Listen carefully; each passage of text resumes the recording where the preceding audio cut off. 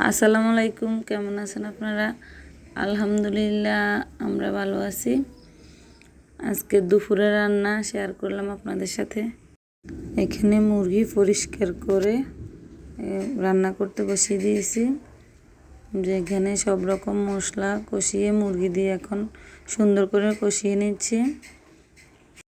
কষানো হয়ে গেছে, এখন পরিমাণ মতো পানি দিয়ে আবার ঢাকনা দিয়ে কিছুক্ষণ কষিয়ে নেব।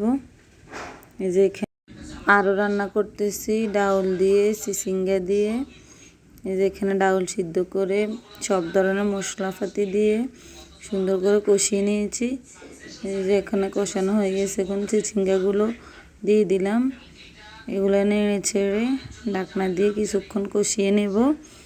এই যে এখানে সুন্দর করে আমি নেড়ে ছেড়ে নিচ্ছি। মশারির ডাউল দিয়ে চিচিঙ্গা দিয়ে রান্না করলে কিন্তু খুবই মজা হয়, আপনারা বাসায় ট্রাই করে দেখবেন। এই যে এখন ঢাকনা দিয়ে কিছুক্ষণ কষিয়ে নেব। এই যে ঢাকনা তুলে মাঝে মাঝে মুরগিটা আমি নেড়ে দেব। এই যে মুরগি এখানে কষানো হয়ে গেছে প্রায়।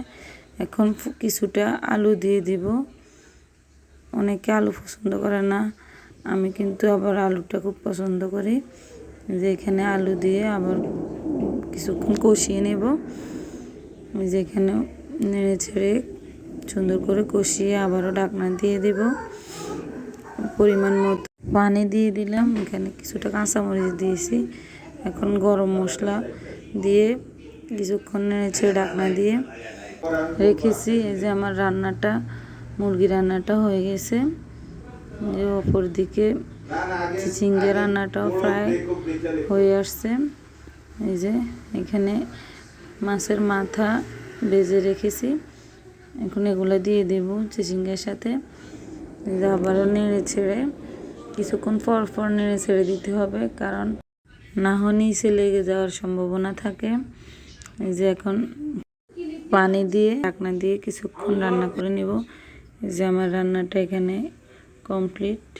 নেড়ে ছেড়ে সুন্দর করে উঠিয়ে নেব। এখন বাগার দিয়ে দেব তরকারিতে। এই যে সুন্দর ফ্লেভার আসবে বাগারটা দিলে।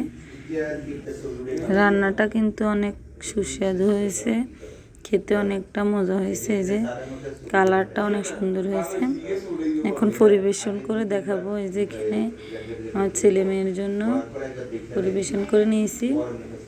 যে সাথে শসা এবং লেবু নিয়েছি। কেমন হয়েছে কমেন্ট করে জানাবেন।